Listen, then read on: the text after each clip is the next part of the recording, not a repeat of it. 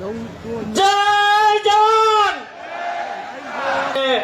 દરેક જિલ્લામાંથી પધારેલા સરપંચો, ખેડૂત આગેવાનો, માતાઓ, ભાઈઓ, બહેનો અને દરેક ગામમાંથી સરપંચનો લેટર લાવવાનું કહ્યું હતું। તો હું ગાજણવાવ ગામ, ધાંગધ્રો તાલુકો, સુરેન્દ્રનગર જિલ્લો।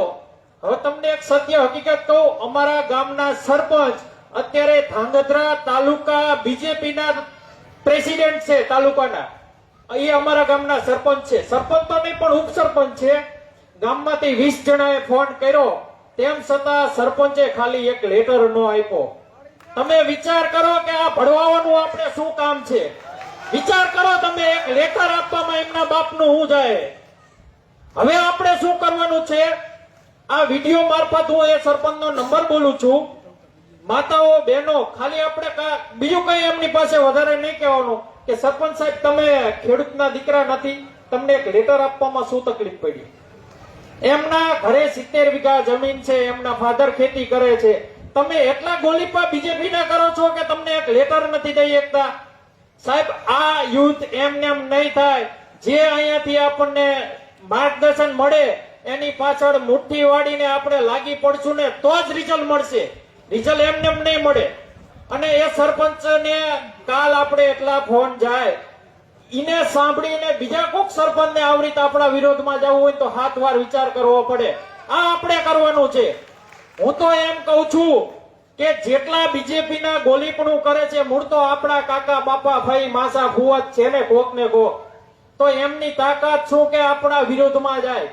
અરે એમને મૂકી દો નાત બારા, એમનું કઈ કામ નથી। હું આજ અહીંયાથી જાહેર કરું છું કે મારો કોઈ પણ સગોવાળો બીજેપીનો પદાધિકારી હશે એની યારે હું તમામ વ્યવહાર આજથી છૂટા કરું છું।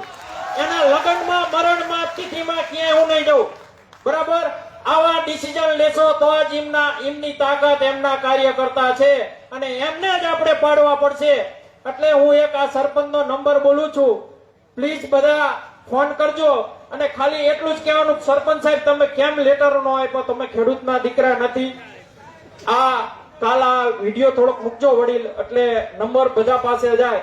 કારણ કે હકાભાને કે આપણા નિલેશભાઈ જે તન મન ધનથી અહીંયા 15-16 દિવસ ઉપવાસ કર્યા, એમને હેરાન કરવાથી આપણને પરિણામ નહીં મળે।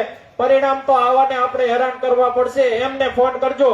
નંબર બોલું છું 95 747 98 009 95 747 98 009।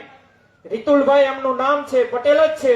પટેલનો દીકરો થઈ, ખેડૂતનો દીકરો થઈ અને જો આ ભાજપની દલાલી કરતો હોય તો હવે આનેથી આપણે વિશે જોવાનું શું, મેળવવાનું શું? આપણે એની સત્તા એની પાસે હોય, એનો પદ જે હોય, એક લેટર કાચો કાગળ આપો એટલી એને સત્તા નથી। અસ્તુ, ભારત માતા કી જય।